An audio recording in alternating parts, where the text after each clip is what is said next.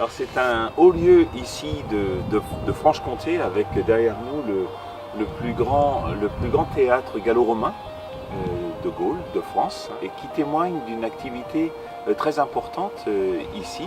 Il y a dans les contrebas les traces d'une ville, Epomanduodorum, qui a donné ensuite le nom de Mandeur, qui est la ville actuelle, et qui est une ville antique. L'amphithéâtre date du IIe siècle. Et dans cette ville antique, on y trouve donc des vestiges, juste à côté du Doubs, en proximité du Doubs. Et il y a dans ces vestiges un fait assez étonnant, qui est donc les traces d'une basilique double, ce qui est assez rare à l'époque. Donc un grand bâtiment chrétien, religieux, une église paléo-chrétienne du 4e, 5e siècle, avec un baptistère.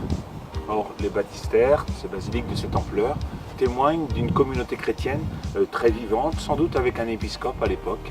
Il y a ici, juste derrière vous, une petite chapelle qui est petite, mais qui témoigne aussi de l'histoire, du coup plus récente. C'est après la guerre de 1870. Il a été décidé par les habitants donc, de Mandeur, juste derrière, la ville qui s'est construite en arrière, où il y a catholiques et protestants ensemble et qui ont confié à Dieu le retour des combattants qui étaient originaires de Mandeur. Ils sont tous revenus en bonne santé et l'Église catholique ici a construit une petite chapelle en l'honneur de la Vierge Marie pour remercier avec Notre-Dame de Bon Secours.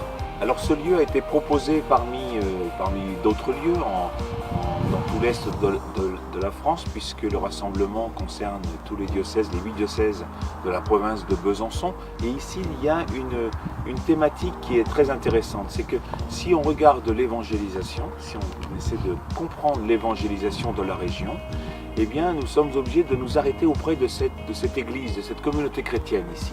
L'évangile ici est arrivé de plusieurs directions. La direction de Lyon, avec Saint-Irénée, avec les disciples qui ont fait halte à Besançon, et l'évangile qui est venu sans doute ici par eux, mais qui a remonté le Doubs. Et ici, nous étions en rupture de charge du Doubs. Il fallait changer de moyen de transport. On passait du fleuve ou de la rivière au moyen terrestre. Et donc il y a ici comme si l'évangile avait été déposé pour être diffusé ensuite dans la terre qui nous entoure. Il y a aussi la piste irlandaise, j'allais dire, avec Saint-Colomban, qui a donc évangélisé la région, venant par la Haute-Saône. Et puis il y a aussi depuis la Suisse, depuis Bâle, il y a une sorte de carrefour ici.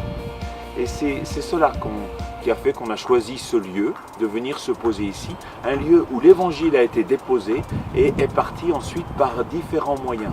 C'est ce qui se passe aujourd'hui pour les jeunes, pour nous tous, pour chaque génération. L'évangile est déposé en nos cœurs, il nous est donné et nous continuons à le diffuser, à le transmettre de bien des manières.